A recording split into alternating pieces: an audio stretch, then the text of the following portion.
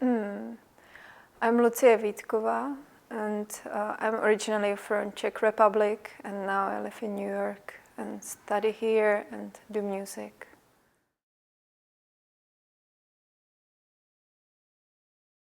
I spent most of my life in Czech Republic in the small city Blansko, which is close by Brno.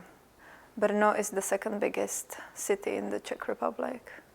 So my family they are all in Blansko, and after I started to study in Brno and I started to travel to Berlin, to The Hague in Netherlands. I studied at CalArts for a bit, and after I moved here to New York. So I was born in 1985, and it was still during the communist era in Czech Republic. So the revolution happened when I was 4 years old. So I think there was some influence, some unconscious influence of these times on my upbringing, and absolutely on my parents and grandparents, which were growing up behind the wall. And I also remember being born in Czechoslovakia, which is doesn't exist anymore. So I remember different currency we had, and that we separated when I was 8 years old. And my father, he always worked in the factory. We have, as well as my grandfathers, the main line in our family was mainly in industry, and especially in building and engineering water turbines and dams. My mom, she studied high school, focused on economics, so she worked a bit in the office, but after she started to work in the kindergarten, and she was just like a technician and cared about the building and cut the grass for the kids so they can play there. And that would be also the place I would go to practice piano, because we didn't have piano at home, and I started to play piano when I was 6. So I played keyboard at home, and after, when she started to work at the kindergarten, I could go to practice there. So that would be my connection. I think the westernization in Czech Republic, it took another 15-20 years to actually get out of one place behind the wall to the Western society, which we are now. So I feel sometimes kind of divided, and when I meet my friends, usually from Western countries or American friends who are Americans, I usually also, when I meet their parents, I can talk to them and remember similar things. I don't know, celebrating Christmas and having the candles, real candles on the tree and stuff like that. So I am kind of divided between two generations. I can talk with my friends' parents as well as with my friends, and I'm trying to reach also the younger generations, which are totally different now. So some of my friends, they don't have these experiences. It doesn't exist. But I think during the communist regime, because it lasted for 20 years, it just stopped for 20 years. So it started in '68. So at that time, I could experience that time 20 years later. It's just very interesting. It's things I'm thinking about lately, just meeting people. I enter spaces. I try to figure out the rules which are in the spaces, so I can know behavior is common in that spaces. And I think it also has to do with me moving places a lot and changing countries which are different languages and trying to see how people live there and kind of accommodate myself there. So I cannot say I really like experienced the communist regime. It was just like 4 years. I was really small, but the influence and it stayed with my parents, and I think I could kind of feel it because my father's family they were like kind of resisting to be members of the party. So that's why my father couldn't study, because his father wasn't at the party. So he tried to get to the university, and he couldn't. And I think it might, like he's a smart man. So this like not being able to do something.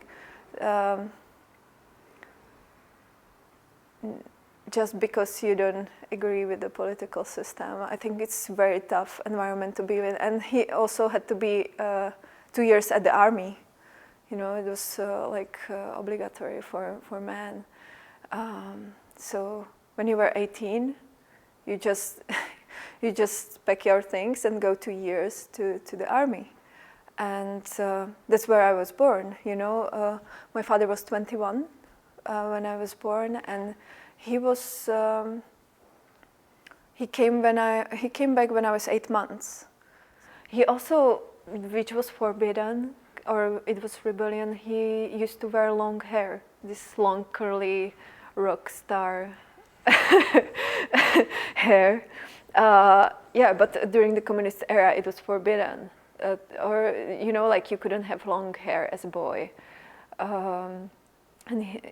So it would always be a rebellion act. My grandmother, she's probably some potential in me, and she was always like pumping me up with all these like songs she knew, and we would read books, and I would learn. She would always. I didn't know how to read, but I knew like books by heart. I could just like recite them, line by line. And my grandfather would be around, and he would film it. He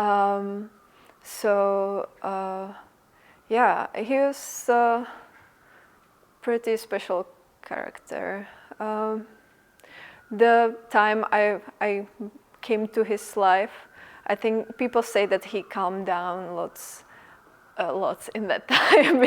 That he was very like, this charismatic black hair guy.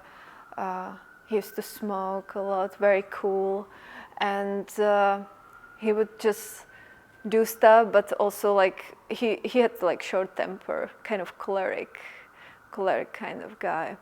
So that was also interesting. That I can actually deal with cholerism till now. Like people, screaming suddenly. I'm just like, yeah, I get it.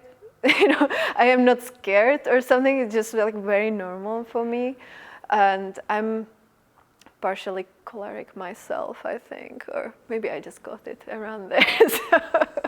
So yeah, that's So my grandfather, he was pretty special. He was making things.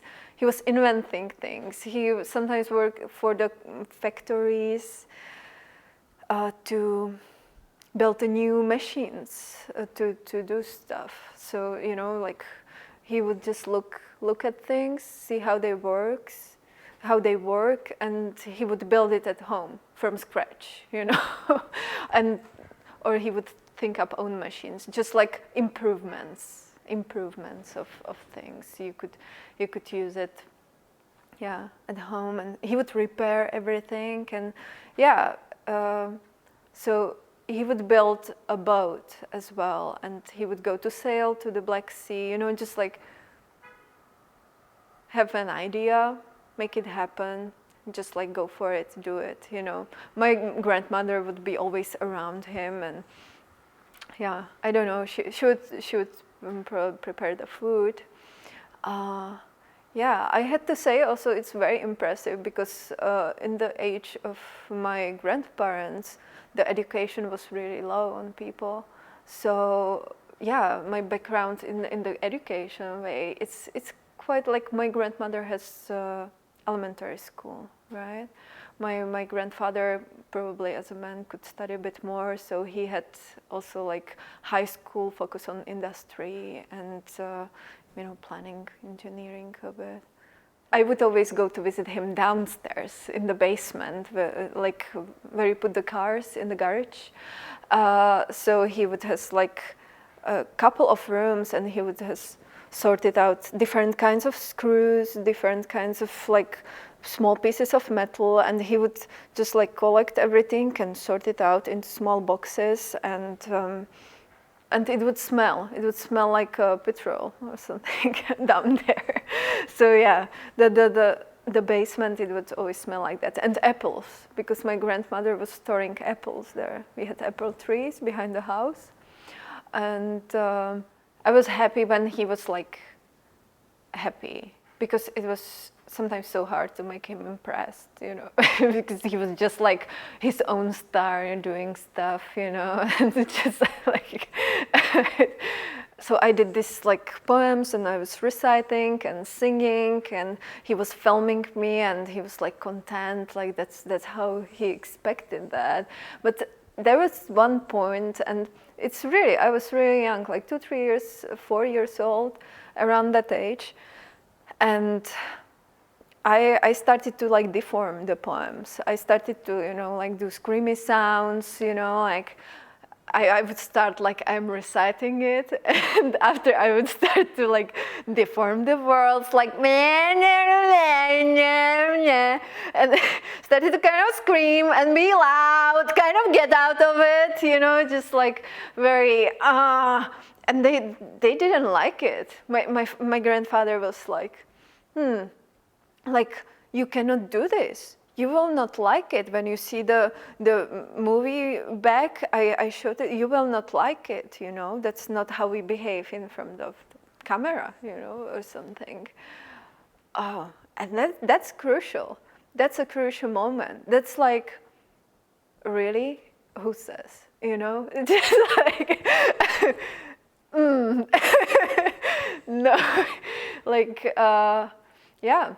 And I remember other videos, you know, like out of the blue, I just put all of my clothes away. And it's like a little kid, you know. I would start to run around the house and scream, you know, just like, and enjoy it. And this feeling of freedom, that's like what I'm missing, and that's what I'm looking for, actually.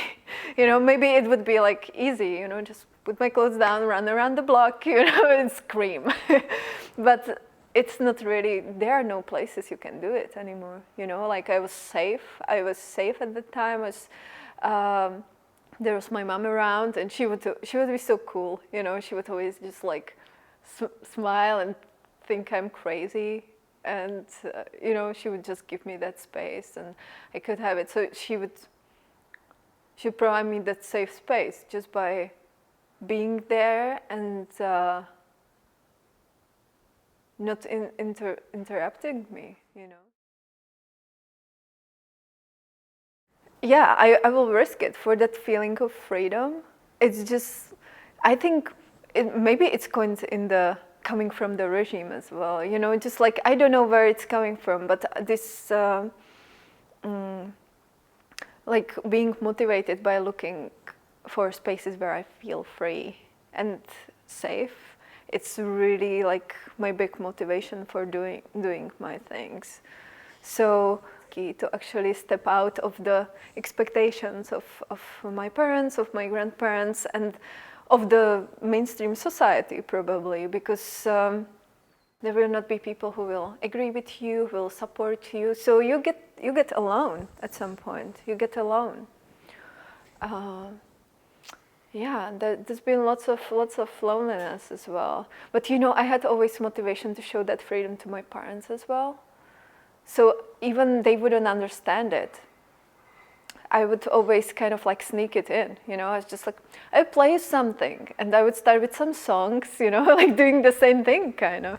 I would start with some songs, and suddenly in the middle I would give like 10 minutes free improv thing with accordion and voice, you know. And they would just like be like, what's going on?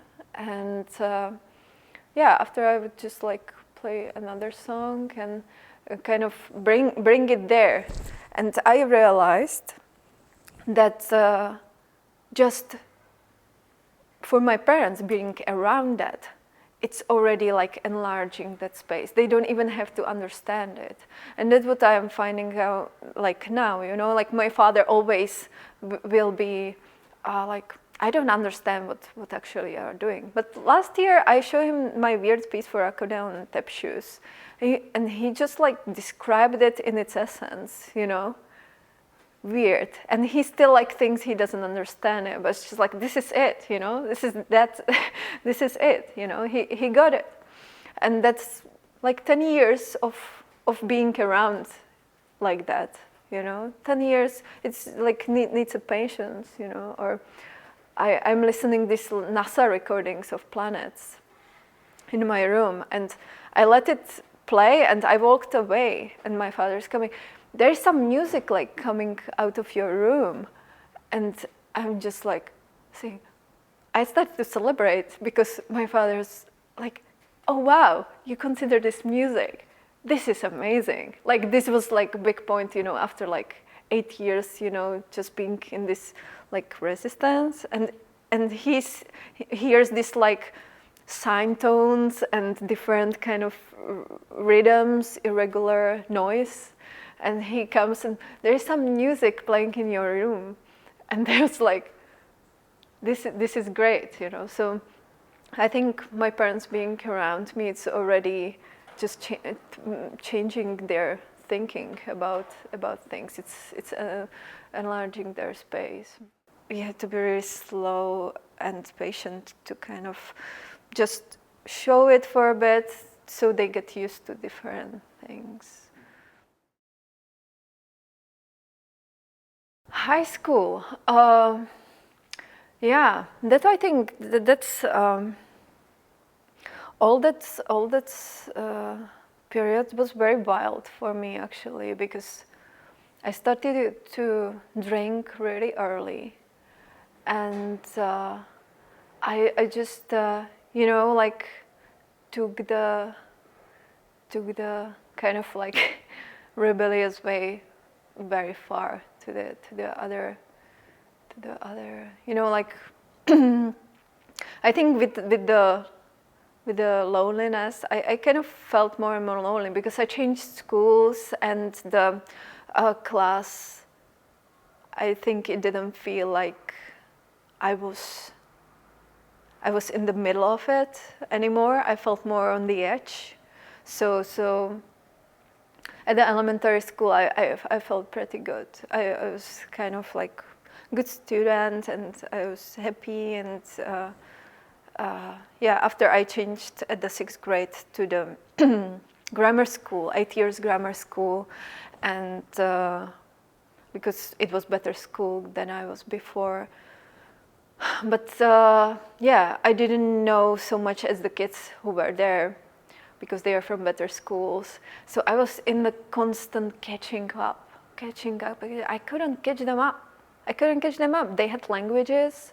I just started with English, you know, or they were much farther in English, and after, you know, I had French and Spanish, and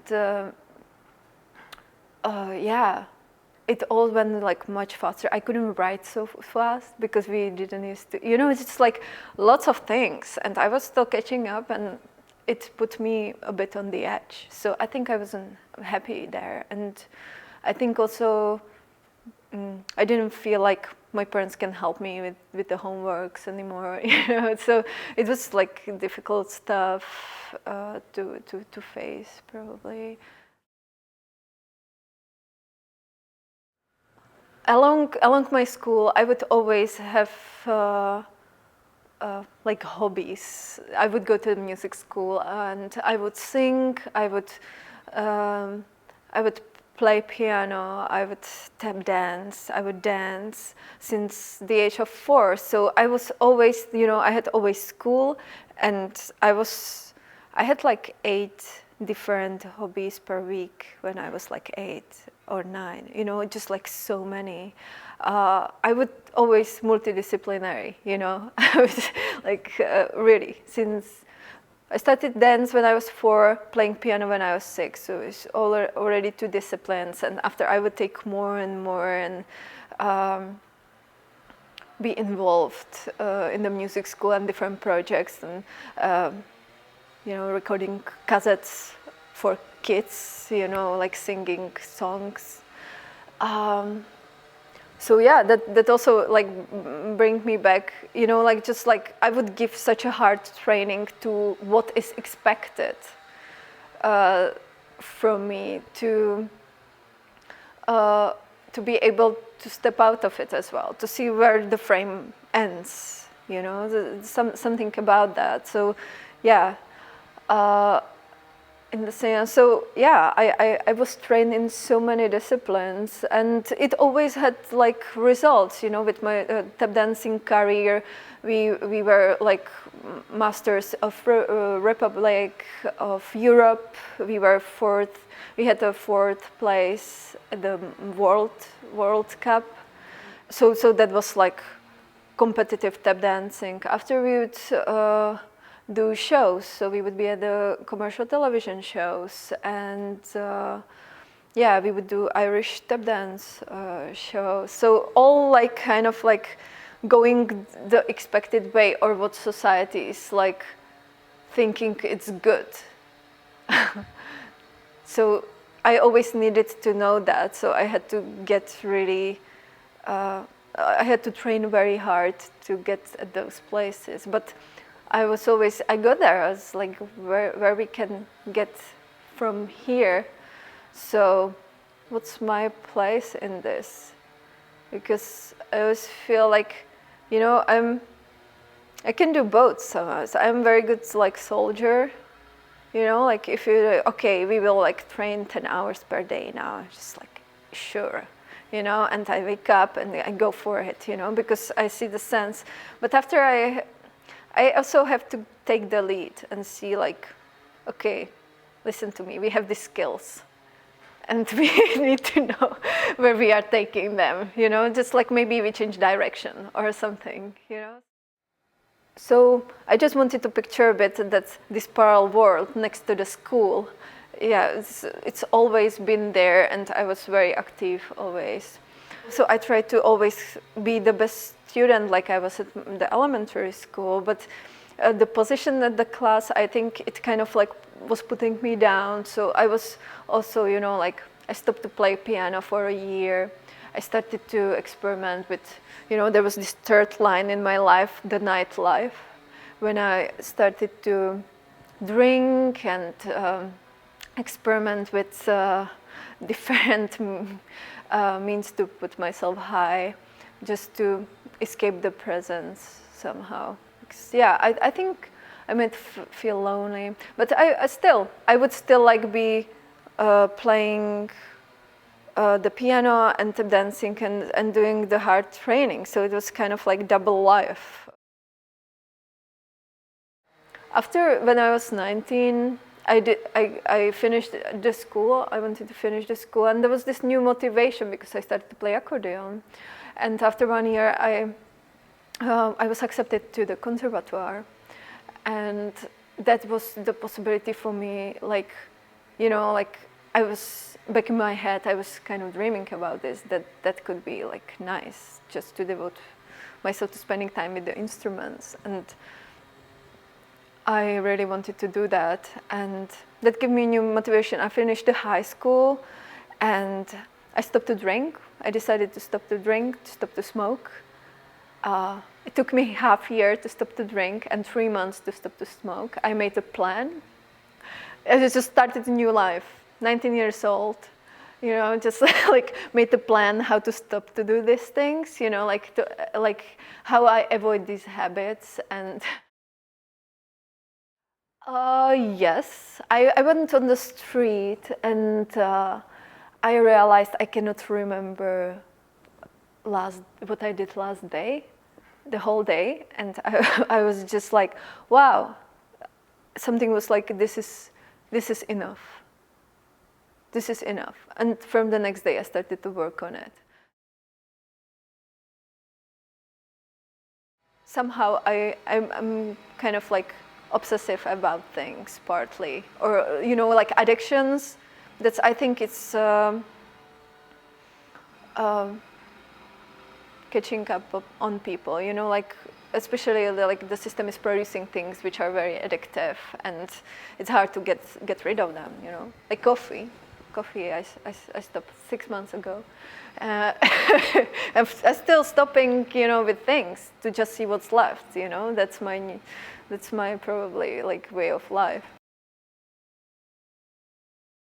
Well, I perceive different energies in my body. I also can generate the energy myself. I feel when my body is tired and how far I can go. I am less bipolar because coffee supports the mood change very much, like go high and drop it. My menstruation is less painful. My father, he wakes up at 4 a.m. every day. Imagine I go to factory every day like that to work that amount. I think for my body, it needs different time schedule, you know. I can work 3 weeks and after I need a week rest. It's different. I live in different body. Around the period, I want to have calm. I don't want to do that work, but it doesn't, like my biggest change and biggest plan, this is the future plan, this is the future composition I would like to put out, is change office hours, you know? Because these are not like constructed for me, I feel, you know, like 5+2 doesn't work for me. So I think I can work 3 weeks in a row, or 4 weeks in a row. Because if all the women will go according to their cycle, the office hours will like break down. But also it becomes more individual according to and I think people could get used to it. You know, you come to the office and this person is not there, and it would become much more, everything would become much more complex. That's, for example, my curiosity, where this would go. It seems like you are scared of menstruation. I'm okay with that. Yeah, I just see like I am losing you. You know, you are just like farther and farther. It's like women bodies. Whoa. Let's talk about avant-garde music. All right.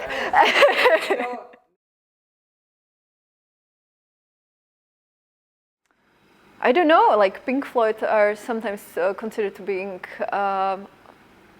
like avant-garde music, right? So that was kind of normalized for me at a really young age, like 7, 8 years old.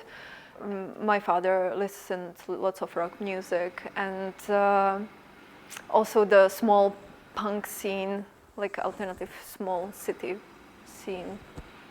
That also kind of like entering my background. But after, when I was at the conservatory studying accordion, I started to study composition as well, and we had the historical canon, and we got into the Stravinsky, and it was all fine for me. It felt fine. We were Schnittke, we were like excited about them.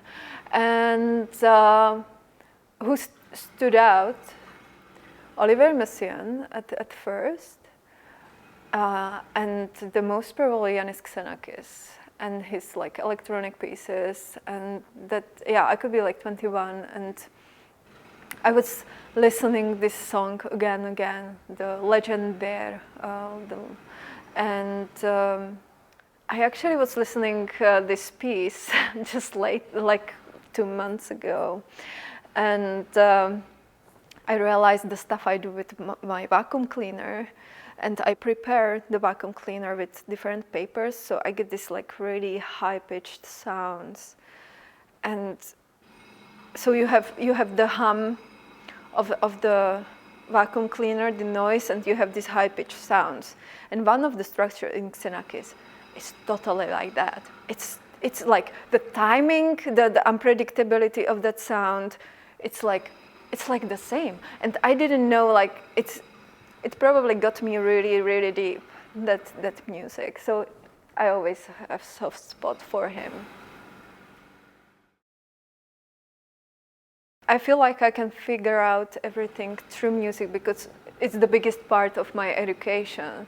So I was always like very resistant towards like house domestic instruments, how I call them now.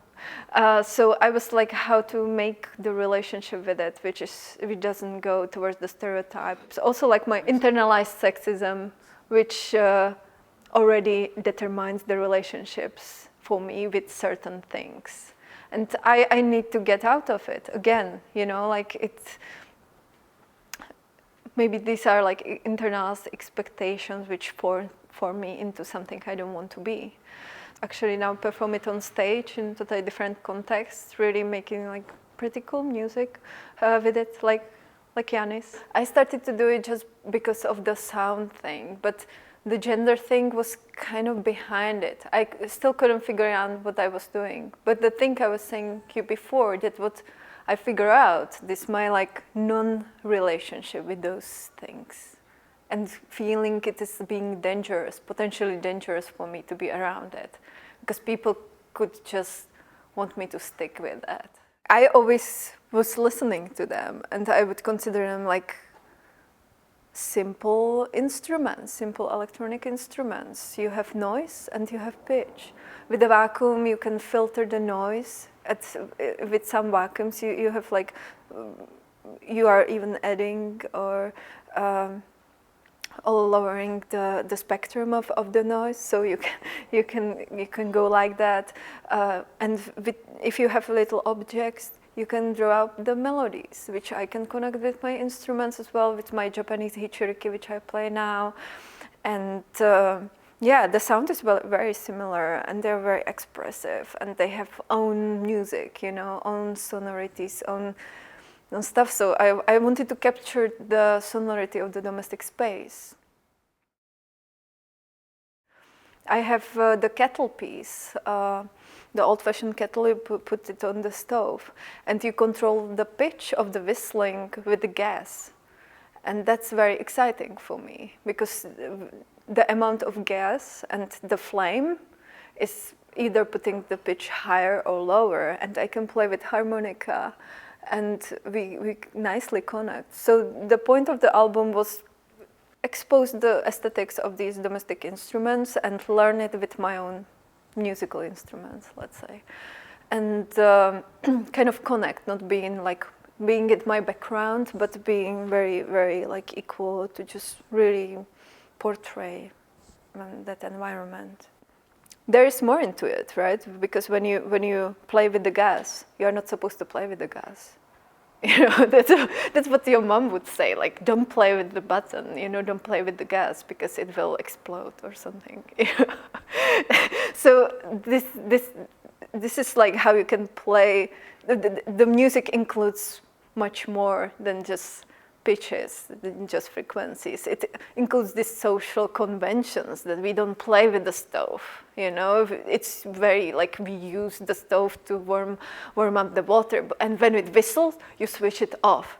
But when it whistles, I start the piece, and that's like, you know, that's like going against everything. You know? Just when it starts to whistle, and I whistle, and it's 6 minutes, you know, 8 minutes, and still going and still playing. So that's where I see you can include in the music much more than just the sound, because lots of people focus just on the sound, but there's more into it if you pull out the instruments out of the everyday use. Yeah. You know, Roulette gave me this questionnaire and describe your show in 3 words. And I wrote hichiriki, which is the Japanese double reed instrument. I wrote diva and experimental. So it's like crazy combination of things. You know, like being like one person on the stage. It's kind of divish. It's divish. You know, it points out and connecting it with this like Japanese tradition music, gagaku, which I've been studying past 2 years, and also showing my background in dance, in tap dance, and in accordion playing, and respecting the tradition, the new traditions I learned, and giving them kind of my perspective on them. I also wrote a little text about it in the program note. And so, yeah, I've been practicing all of my instruments and learning dances, putting out, and thinking about the staging, because that's important for me. Like the choreography, it's like a percussion set, you know, you have like lots of coordination things and moving stuff around.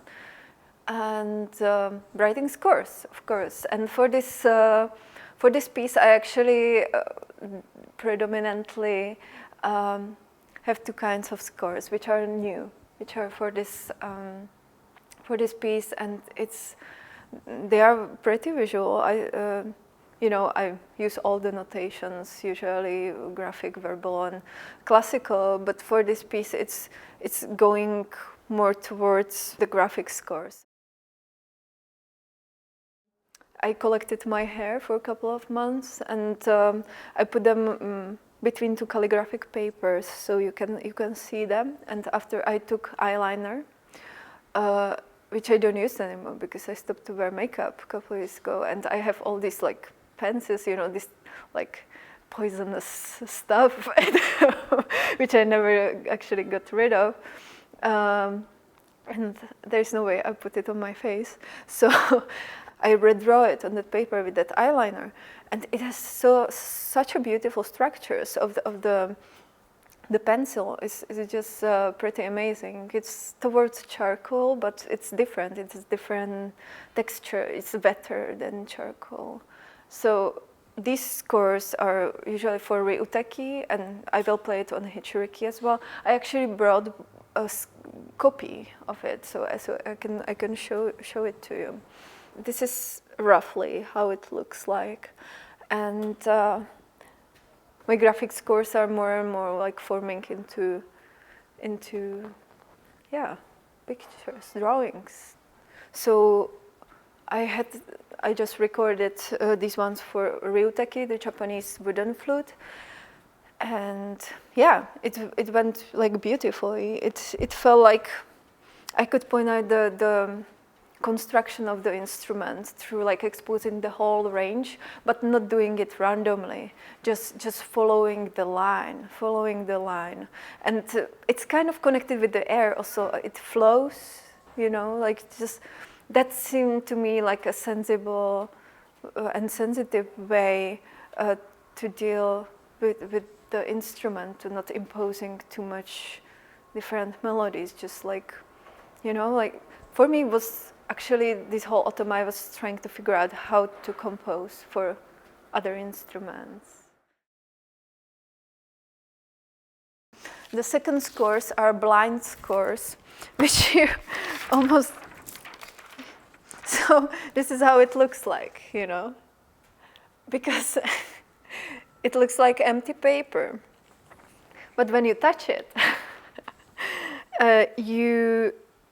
they are different roughness of the paper, because I took sandpaper and I send it out certain parts. So I draw it. So I send it. This is the shape, which is that. This is other shape, which I send it out. And when you go with your fingers, this is the trajectory you should go. So when you go with your fingers, you can feel the roughness. There is smoothness of the paper and the roughness of the sandpapered parts. So this you play with eyes closed. You have to have assistant with you. So somebody will bring me to the stage, and I will just like read the scores. See, I always give simple parameters. So the smooth parts, they may be soft dynamics. The harsh parts, the raw parts, they are fortissimo. You know, just 2 dynamics, and that's how you go. And this can be melody as well, or it can be 1 pitch or 1 chord on the show. And this is how you go. So you would read the information, remember it, and play it on your instrument. So you could start like,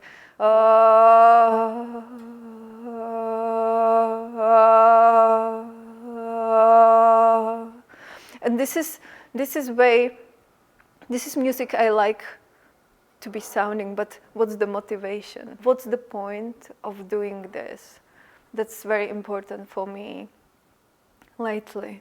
So I always give people things which are very straightforward. They are great for collaboration. I made also for the Japanese show, the mouth organ, I made also one with little like materials on it. So they are like little pillows on the paper. So these are like different kinds of chords.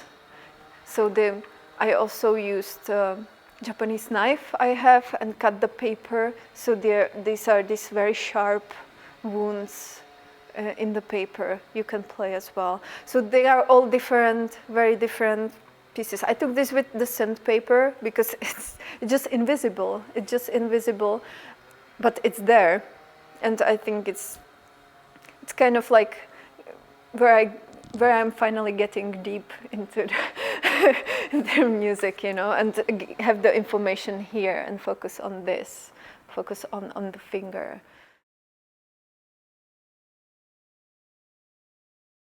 Music is very much formed by the expectations of the people who are watching it. Even composers try to avoid it or go against it, it's still having it in their minds and working with that kind of expectation which is imposing onto composers or performers as well. So these people are in the audience this night, and any performer can come around. So I credit the audience, but also I would participate as organizer. So I would think how different people they are influencing the music. So for example, I could start with parents of my friends, you know, just like get random people, because it might be musical people, but totally random people as well. And I would want their short biographies, and each musician would have to read about each member of the audience. And that's creating in their head the expectations, because okay, this person is from this thing. So I would probably bring some like improvisers and let them play from this knowledge of knowing who is observing you, who is in the audience, and see what it does, where it takes you. So I see the short bio as really like saying more, and also like have them on the posters and in the program. You know, just like this is the main thing, and people can come around and play. You know, not featuring the musicians for a bit, you know, or just like, I was thinking about it also, that the musicians are so divided sometimes from lots of different people. So now they will read about them all, you know, just like about different people, like who is in the audience. So it's also like kind of like connecting, and the focus is reversed. So there's the stage, and the direction of the focus is towards the stage. So now it's more towards the audience. Because we always behave, the structure doesn't exist. because we come to the venue and there's just the music, but the structure is already part of that. So I need to go step out of there and take also like do it, like organize it in a way I would like to have it. Still, I have this passion for the free moments of mine, right, from 3 years old. So I want to feel free and I want to feel safe. So if there is some structure which is very systematical, imposed on what I do, it's just smaller model for bigger ones, which we try to escape.